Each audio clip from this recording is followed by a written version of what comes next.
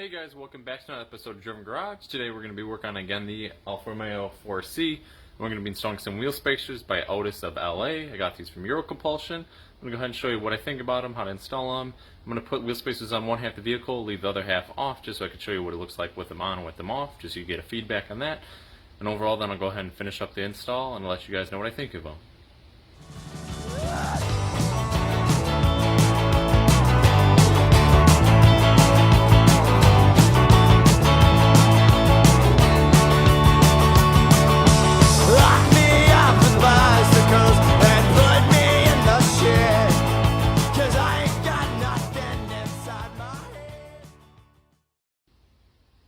So again, guys, these are the ones I ordered from Compulsion online. They're usually $300, but I believe right now they're on sale for $259. And I believe also, if you use the code Driven Garage, you may be able to save a little bit more. These are 15 millimeters for the front. I'm going to be using 25 millimeters for the back. What's nice about them, I relatively like, is the new lug studs all around. So you go ahead and just plug and play, basically, thread them in. Only thing probably down the road is I believe they're going to start to be getting black ones, but I know you could always buy caps, put them on top. They're just 17 millimeter hexes on top, so I wouldn't be too worried about that, guys. Overall condition, I mean, they're really pretty good. Otis of LA does these ones. I mean, they feel pretty good. They're not cheap sounding. They don't even feel that cheap. I'm going to probably assume they're machined out of one-piece aluminum, then probably painted black, I would assume. I have no idea, honestly, but hopefully you guys like what you see. And again, you can get these through Compulsion. They're on sale. And I'll show you what they look like. So just what I'm personally doing is I'm just driving it up on a piece of 2x4, just getting enough clearance to get a jack underneath there. And I'm just going to do one wheel at a time, 17 millimeter hexes on there. You're going to go ahead and just jack it up and remove the wheel. Nothing too crazy, guys. So you've removed the wheel. What I also like to do is inspect the brakes, hoses, everything mechanically while I'm on the side. But more specifically designated to this area, what I like to do is just go ahead, take a wire brush, clean the mounting surface basically on the rotor and then the back side of the wheel. And just go ahead and brush all that off. You can, if you want, make sure that's secure. That's just to keep the rotor from moving when you dismount the caliper.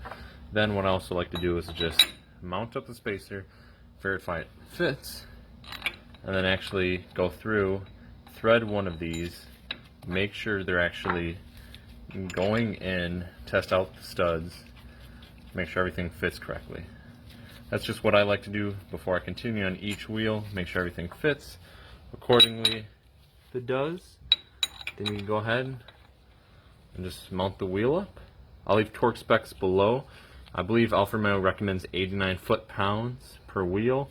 I'm going to torque these to 90. You can always verify it if you want to just make sure. I will double check and leave the correct torque specs in the description below. 89 foot-pounds I believe is accordingly for this. So I'm going to go ahead and mount up the wheel. Alright guys, so also as you could see, I'm really taking some time just to use that wire brush and go ahead and clean down the mounting surface on the rotor.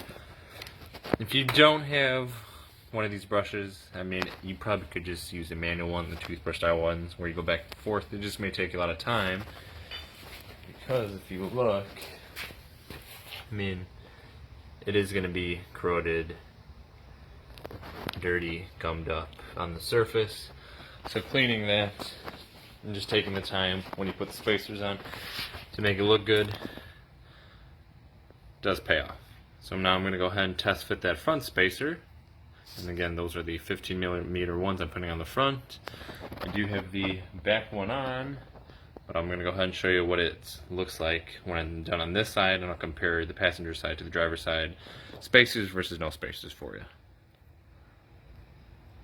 Okay, so I am complete on this side with the spacers. I'm just going to give you a little side profile view, just in case you're curious on the front with the 15 millimeters, what it looks like from the front. I have the same stock tire for the front, same size and everything. You notice it a little bit. Looks pretty good, balance.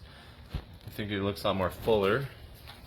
But the back, though, on the other hand, do keep in mind I have 255s on the back for the tire, so they're a little bit wider than the stock, but they do stick out significantly more with that 25mm spacer. So overall, I think it looks a lot better. I'm going to go ahead and compare to the other side one more time, just in case you're curious. Compared to that.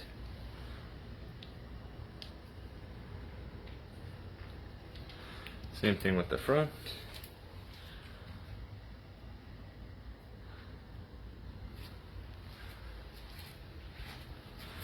See that big gap difference? I'll go ahead and show you the passenger side once again from the driver's side. So as you can tell, significantly a lot better. Overall, relatively fast install. I'm going to assume 30 minutes if you're fast with the jack, getting up onto a piece of wood, whatever your method is getting the vehicle up. There are checkpoints in the center if you've never watched any other videos, 2 in the dead center. You could always look at your owner's manual if you just want to verify if you can't find them. Overall, nice simple install. The shorter studs that come with the kit do go in the front. The longer studs, of course, go to the back because it is a wider spacer. Show you what I'm talking about. Those are the shorter ones, and those are the longer studs, as you can see.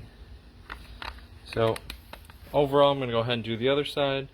Hope you guys liked the video. If you guys got any questions, just leave a comment below. Again, this is the spacers from Otis of LA. Got them from Euro Compulsion. Go ahead and check them out. They're really good. Can't wait to probably get the alignment adjusted a little bit, go out for some autocross and some track days, see how it is, and just a normal everyday driving. Overall, hope you guys liked the video. Feel free to like, share, and subscribe.